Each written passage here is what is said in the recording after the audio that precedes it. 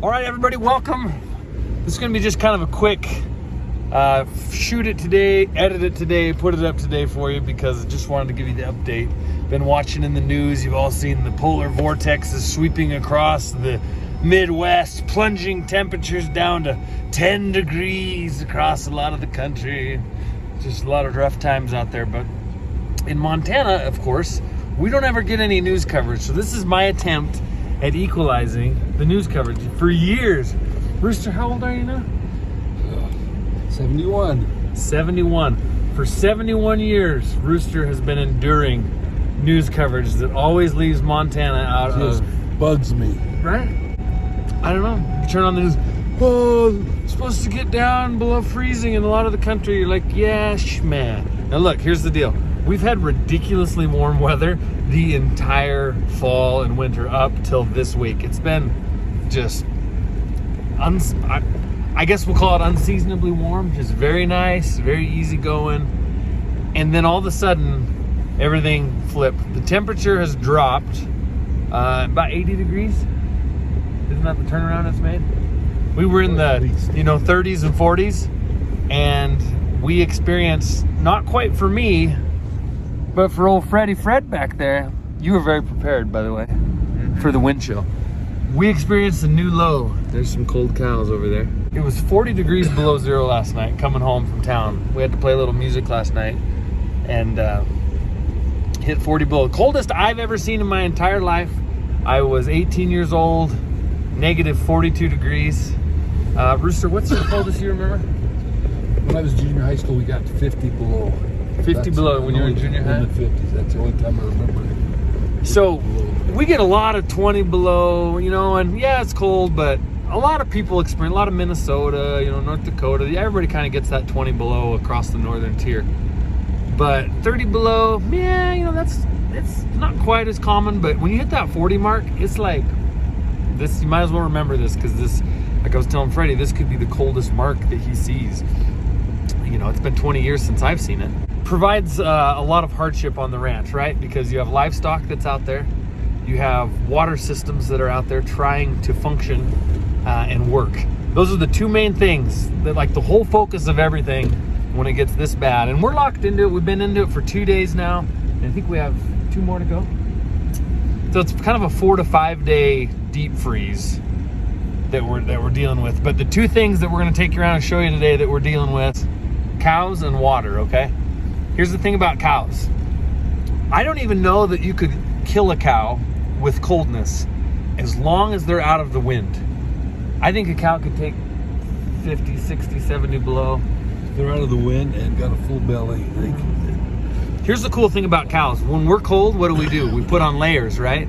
Cows, their whole ability to stay warm is all dictated by how much food is in their belly, all right? So you want their bellies to be full of hay so they can ruminate, and that digestive process through moving through all the stomachs generates a lot of heat, and that just radiates out and gets these cows heated up and toasty. We want to make sure the cows have full bellies, and of course they need to still be able to drink. Their water consumption's probably cut in half, but they still got to be able to drink quite a bit as it gets this cold. And the challenge that we've had the last 2 days is that we have had wind. The wind has been blowing, not raging winds, nothing over probably 20 miles an hour, but yesterday, for example, when we went out to feed cows and start assessing our water, the wind chill factor was... Say it's 65 below.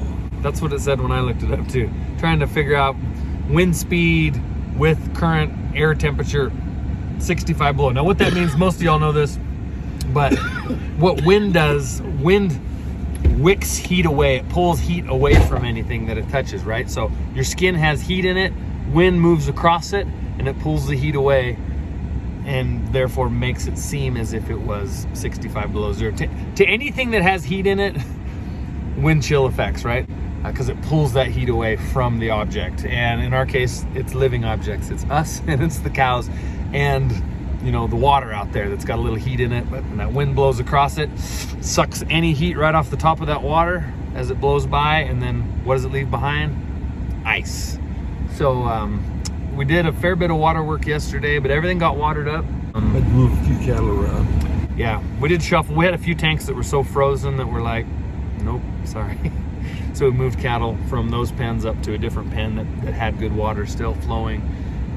We actually have pretty good water systems here at our place, I feel like, as far as keeping them from freezing. But the other factor in this is, in order to keep cows' bellies full of hay, we got to have machines to roll that hay out. So I'm gonna kind of walk you through and show you what we've been doing when it gets this nasty. We do the shuffle here around the ranch, the equipment shuffle.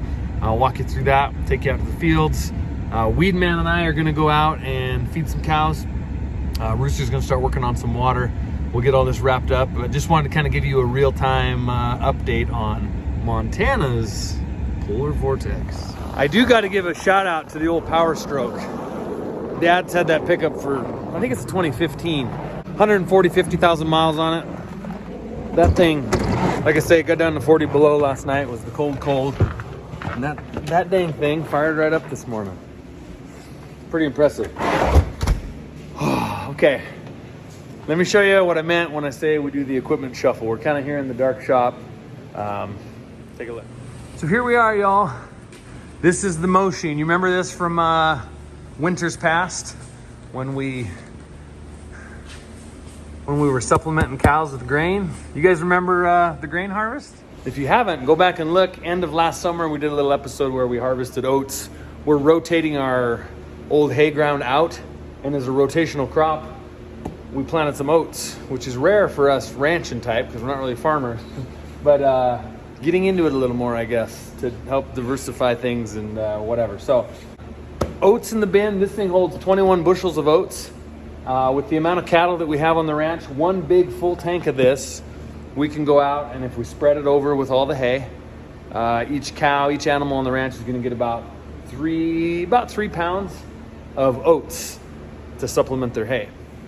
How this system works, as a reminder, if you didn't get to watch that last winter, it was good. If you want to go look at some fun feeding stuff from a couple years ago in the drought, we were having to feed straw and grain, and we got creative. That's what led to us having this grain tank system. But the oats come down, they go into this auger, they run across the bottom of the machine, and the oats dump out right here. This thing chops up the hay, puts it down in a nice little windrow. You'll see all this later, and then the grain goes on it. So cows are able to eat the hay. They're also able to get a little supplement. Reason that we feed grain with the hay is that grain is high in energy, and that the oats especially, they cause more activity in the belly of those cows and creates even more heat. So we're pretty fortunate to have that little system. Now, you've been in here a lot of times. You see me working on trucks. Usually we're working on trucks. We're doing that kind of thing. Things have gotten so cold that we did a little shuffle, okay? I like to keep a truck in the shop. Best investment that I ever made. And I encourage anyone out there that trucks, has the ability for this, before you buy pipes, chrome, bumpers, lights, save all your money and get yourself a little shop put up. This was an old shop. We retrofitted it, did most all the work ourselves. It was 10 years ago. We kind of got it thrown together and remodeled. It was an old pole barn, uninsulated thing. It's a lot of work, but about, 25,000 doing all the work ourselves back then to get concrete, insulate the walls, and heat it. Best investment that I ever made as far as my trucking goes, because when it gets nasty like this, you see old Blue 3 here is tucked away. I don't like to go out and truck in this kind of weather, but if somebody called and was stranded, there was a loaded cow truck that was froze up, I would have the ability to get out and go, do something. Anyhow, normally I have my trucks parked here. When it gets this cold, we go ahead and we pull the tractor in here for two reasons. One, the tractor is diesel, right? Diesel's hard to keep running in the cold. We have the fuel treated, all that stuff. But the other part about a tractor that nobody thinks of in the cold is you see all these lines and hoses and whatnot. That's hydraulics, okay? All this equipment, the loader, this hay processor, all runs off hydraulics, okay? So you got this giant hydraulic reservoir, and if that oil is cold, it really moves slow. So when oil is slow and thick, it's hard on your oil pump, really hard on those hydraulic motors, which are several. This machine has like 3 different hydraulic pumps on it. The tractor's got the great big one. You just want to keep that oil warm. So starting in here, I don't keep the shop that hot. It's only 40 degrees in here. But keeping it at 40 degrees keeps the oil warm enough that we can get out and kind of keep things flowing. Now, what would happen if we had this tractor out and we're in the wilds of the field and the fuel starts gelling up, or the tractor has a mechanical issue and starts sputtering out and dies? This thing's going to be stuck out in the field. Backup plan right here. We brought the skid steer in as well as kind of a backup contingency, plan B, be prepared, you shall not fear kind of a thing, okay? And this has happened in the past where the main rig froze up, broke down, whatever reason. I've had to jump in the skid steer and just put the little bale forks on it. And I can't feed grain really, but worst case, we'll go out, we'll grab some hay and we'll just roll it out into the fields and just let the cows just eat straight up hay, right? As a lot of people do. Nothing wrong with that. So those are kind of our two deals. Plan C would be, I don't know, we'd have to get really creative. We'd probably be using the pickup and tying ropes and stuff around bales and dragging them from the stack yards out into the fields. That would get kind of funny, wouldn't it? Here's the interesting thing. This tractor setup, it's so long that it doesn't fit into Rooster's shop over here next door.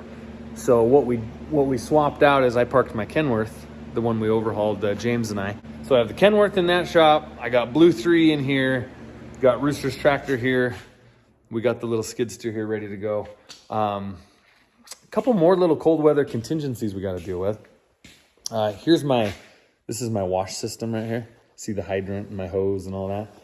Fred, you're looking just real powerful with that head thing on. Yeah. It's like we had to wear those in NASCAR, like a fire thing, in case you get a fire. If the power goes out, and I've had this happen once. Actually, when the power didn't go out, my thermostat on the wall failed, and it never kicked the furnace back on, and the whole shop froze.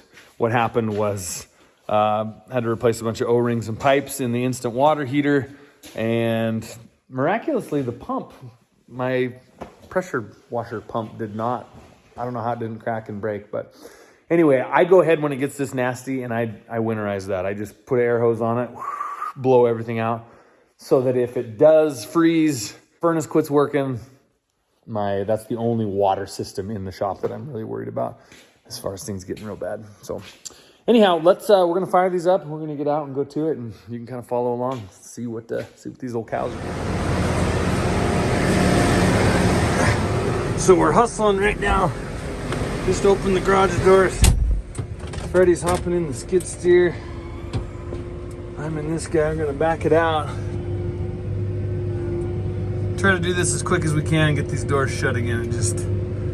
That heat takes so long to build up when it's this cold. Here we go. I back out of the way.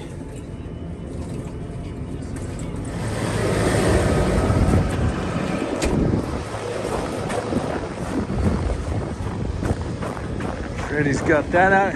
If you're wondering why that's out, I'll tell you in just a sec. Okay, everything's out. Yes, the shop is due for a cleaning. I know, I understand. We'll get there. Whew. Don't let the sun deceive you. It is not warm. So the reason we have the skid steer out, we'll just leave it running. We just got it idled up and let it sit there and run for the next hour. We have to use it to refill the oats.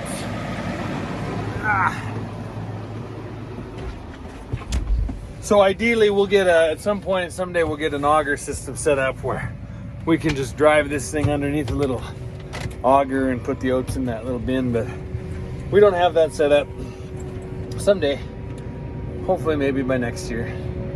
So what that means is after the tank's empty, we use the skid steer, put 2.5 buckets full of oats back in there, and we're set for tomorrow. So instead of opening and closing the doors twice, we open them once, pull everything out, let that skid steer run, and just sit there. So, okay, let's see, we're headed up to the feedlot first, aren't we?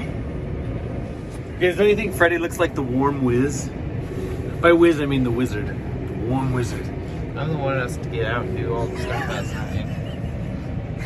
That is true. Yeah, you might be wondering, like, why am I just wearing my insulated leather boots and stuff? Because Freddie's out jamming it out there. So, yeah. How was that wind yesterday? What did you think of that? Quite painful. Here's the thing about extreme wind chill, because you don't, in your lifetime, again, it's so rare you get that 50, 65 below wind chill on you. It's like a minute out there and your face it just burns. It's like burns. Then when you get back inside, it just changes to a different burn. It like doesn't relieve it. It just turns into kind of a different burn. So anyway, that was yesterday. The sun's come up. I don't know. I feel like it's eased up. Feels to me like it's eased up. But I can't speak to it because Freddie is the winter whiz with that Russian assassin look kind of thing with the headdress. That's just your ski gear basically. That's how you go out, just like that. Is it Freddie? Is it someone else? You would never know. You would never know. So here we are up in the feedlot. These that you see out the dirty windows, it's hard to keep them clean in the winter as well. The shop, the windows, the kitchen, the theme. These will be our replacement cows that are gonna become mamas next year. They'll have their first babies this time next year. They'll be grown-ups, right? Keep them up here and feed them. We're gonna give them a little grain. We gave them a lot of hay yesterday. As you can see up the line, there's a lot of hay in the bunks, if you can see that out there. So I'm just gonna top them off. Again, we want their bellies full. Want them just sitting around ruminating, creating heat. They'll get a little splash of oats, hay. Then over here out this other window, you tell them about those, Fred. What are those ones? These are my replacement calves, but they are not replacing any cows. They are replacing my bank account with money. Totally. Yeah. You guys remember any of the kids' bum calves? They bottle fed all these. They were just little turds that were orphans or came to the auction with no moms. And what'd you have to do with them? Feed them. Feed them. And feed them. And feed them. They take a lot of feed, but they're growing up now. We've been giving them a lot of grain and they're really catching up.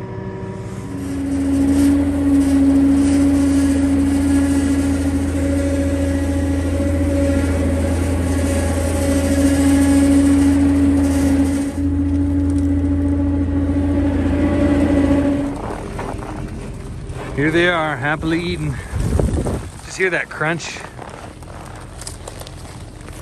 That's that cold snow crunch. These are Freddy's. And we got the old horse in here with them too. But these calves over here, because they didn't get to be raised on a mama, we give them a lot of oats. They get a lot of grain. And you wouldn't know they're a bunch of orphany bums. They're really coming around. Freddy's Care Center, Freddy and Lash. But we'll let them get back to eating. We gotta go check. I think there's a water over here. We gotta check their water. And we gotta check this water and make sure we're getting some flow. These cattle didn't clean up their hay like I thought they would have. So sometimes if a cattle's not cleaning up hay, it can be because they're having a water issue. Okay, here we are. Oh, they got access, just not from this side. Oh yeah.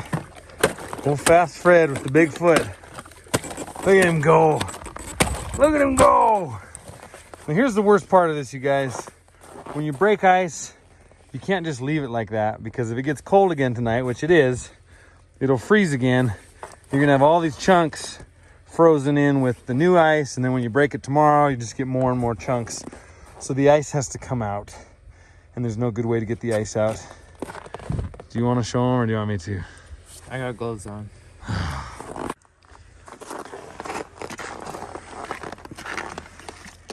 Everyone doing all these ice plunge things and stuff. It's not really my jam. I mean, to each their own, but this would be a good tank to ice plunge in. Woo. Yesterday morning we did this and the wind was a good 20 miles an hour. And I will say,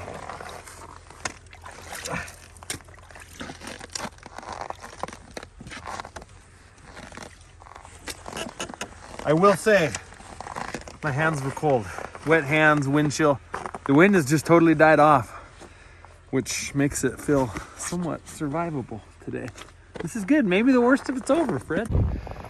These are the ones Rooster was talking about yesterday having to move. Because their tank's just totally, it's the last tank on the system. The way the ranch water works, there's a pump about a half mile that way. Pumps what? It's actually an artesian well. The water comes out of the ground naturally and it flows. We've got more ice. More ice. the water flows up to the first tank, fills that one up, goes through an overflow down to the next tank, fills up, goes through an overflow to this tank, fills up, goes through an overflow to the corrals. So they're all feed together, so it's pretty important that we keep track of them. And that wind chill I was talking about is getting on my hand, but I'm a filming hand. Oh, anyway, this is a good pen because it has a nice windbreak here, and it's also open to the sun. That's a pretty thick chunk there for them. I think we just keep this open. I think we'll be all right. You just fishing? How do you think that catfish is doing in that other tank? I don't know. Cold. Ugh. I'm gonna have to grab him again, aren't I? Oh, look at it. What is it? That's super thick. Yeah, it's a good old 3 inches, isn't it? So one of the upsides to that kind of watering system is that the water is live. It's live water. The alternative would be you'd run a separate pipe to each tank, and there's a float, and it fills up with water. Cows drink it down. The float activates the valve that refills. But most of those, they have a few systems that, I don't know, gonna have mixed luck with staying thawed out, but ideally you got to run electricity to each one of those. The upside of these, you just got to run water because the water is always moving. So unless it gets like this, 40 below, they really do a good job staying open. The downside to a system like this, well, it's not really, I guess I can't really say it's a downside. It all comes out of one well, one source. So if you have an issue with that one source, you have an issue company-wide, so to speak. But most ranches' water all come out of one well as well anyway, so one well as well. So I can't really say it's a downside. It's just an alternative, and it's worked really well for us over the years.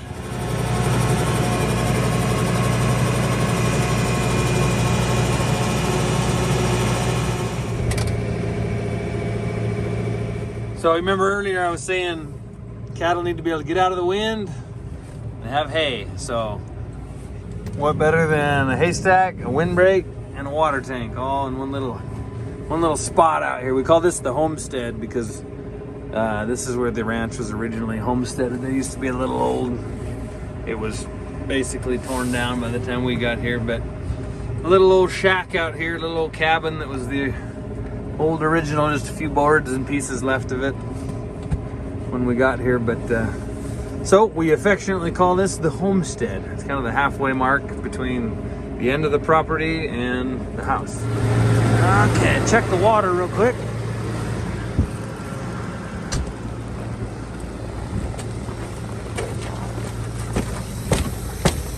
Well, girl knows what she's doing. Look at there, trying to lap it up. Yeah, let's get this. We're gonna break this now before we feed, because in doing so, some of the cattle can drink now instead of having a big rush on the water after they eat.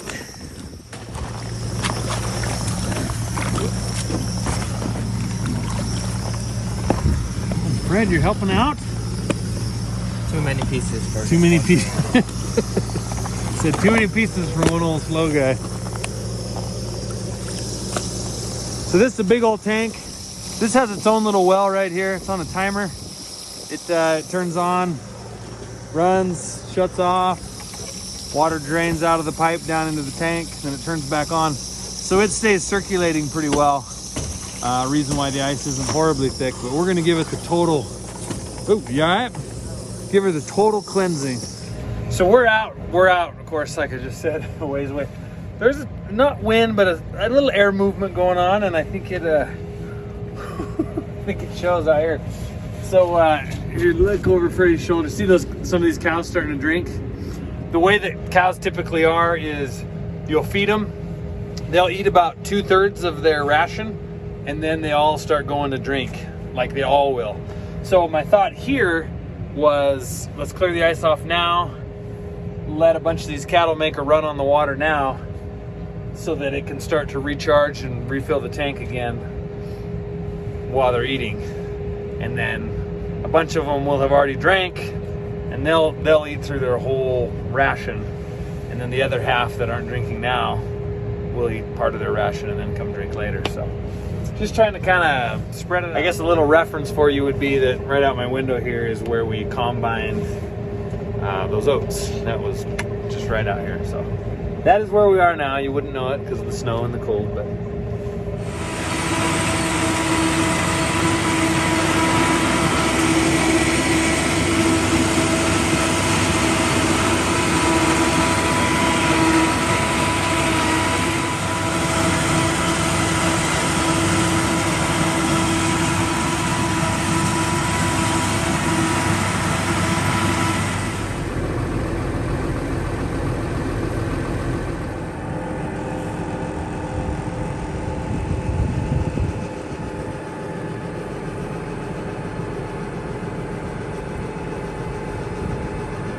okay, that group's done.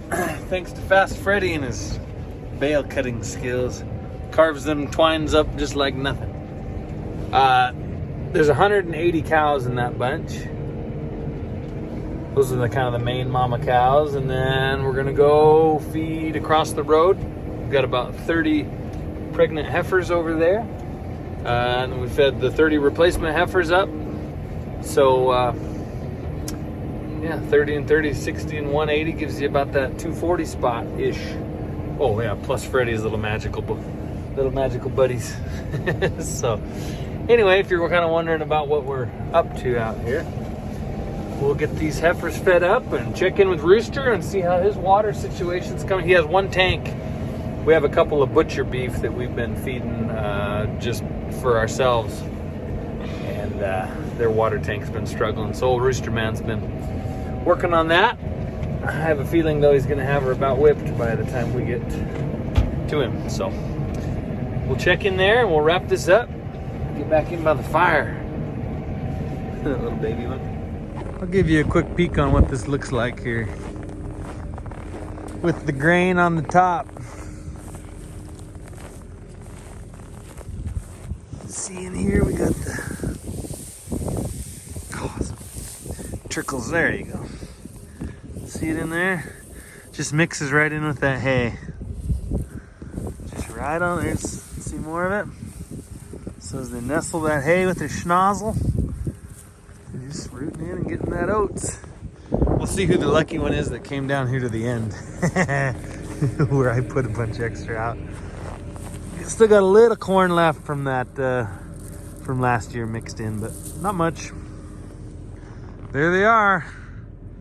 They'll be the newest addition to the herd when they calve in late March. Well, how was that water? So I had Freddie busted the water while I fed that group, so just save a little time. How was it?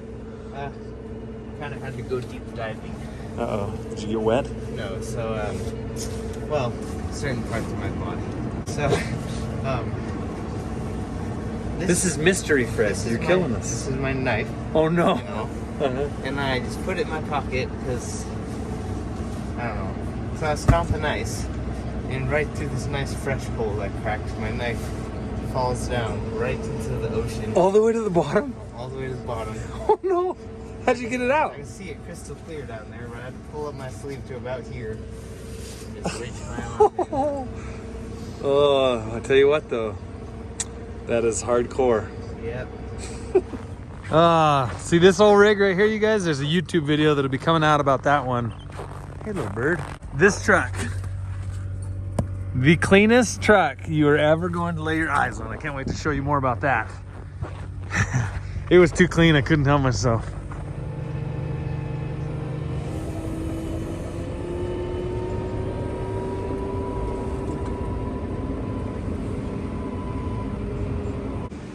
If you ever wondered why I have sliding doors, there's not enough room to have an overhead door in here, so we have to do sliders. And in the extreme cold, we have extreme measures, which look a lot like taking these sheets and draping them along the floor and filling some of the little gaps and cracks. Okay, so the final is coveralls down. We got a few old net wraps pushed up against the door. Got the old bed sheets from my truck that the mice got into. Put a tire here to keep the door from banging back and forth. More bed sheets, more coveralls, and not too bad. It can always be better. Maybe I think this spring, summer we'll try to tighten her up a little bit.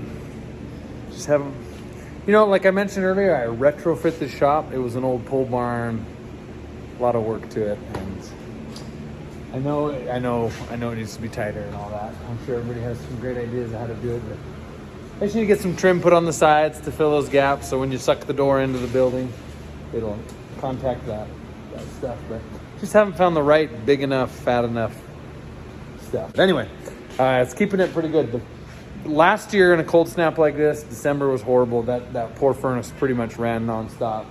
Doing some of these little things has got it to where at least it cycles on and off now during the night. But anyway, should we go find old Rooster? What are you working on there, Fred? There's the butcher beefs over there. That one's a little hunky. Part of why she's becoming the butcher beef. Roost! Hey boys, Look like you're making stew over here or something. got the feeding done. Yeah. I'm making a little progress here. Was that ice underneath there still? And it had two layers. Had froze first, and then the whole thing froze over, and then it got a new layer of water, and then that froze. So there's two complete layers of ice with a little bit of water in between. Hey. So you got that's a little heater deal. So that heats down in. I got some froze because I had that hint in one of those calves, grabbed the cord and lifted that. Pulled it out. Little heater out. Look how thick that ice is, you guys. Yeah. So this is the kind of stuff you're always battling against. And this is the inlet right here. There's still water coming in. You can see the ripples.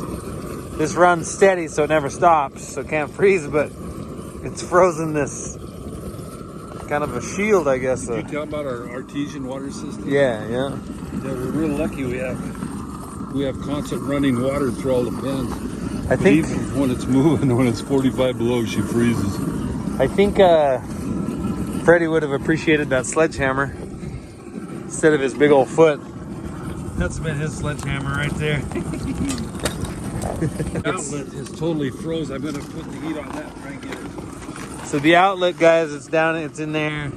That's that pipe that goes down in the ground. But everything froze over so much that now the new outlet is this, just running and making an ice slick out and off wherever it goes. So Cold weather's hard on everything. yeah, you got through it. Right over there. Just this big old chunk in there. Fred, maybe me and Grandpa go inside and start watching the football game and you could stay out here and kind of hammer away for a while. Did you tell Gramps about what happened to the knife? Nah. What happened? Make him watch the YouTube video and find out? Okay. So, that is. How pretty that is. Good tell. we were going to wrap up and head in, and then we just started looking and going, well, maybe we could do this or that. So now we're taking turns fishing ice. Come over and warm up by the fire. Fish some more ice. So I have a feeling. We're going to end up getting this thing done before we go in. Because sometimes that's just what you do. You get your mind set on something and you can't give up.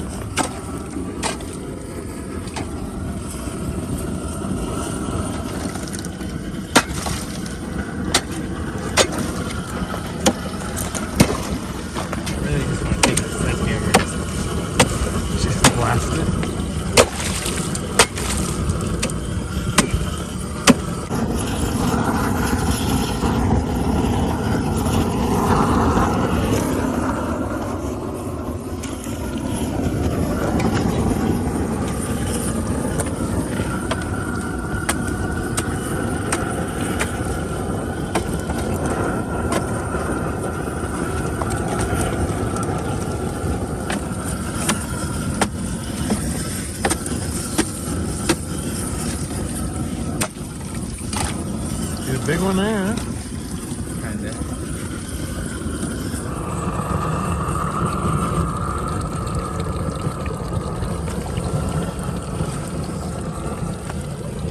one bit.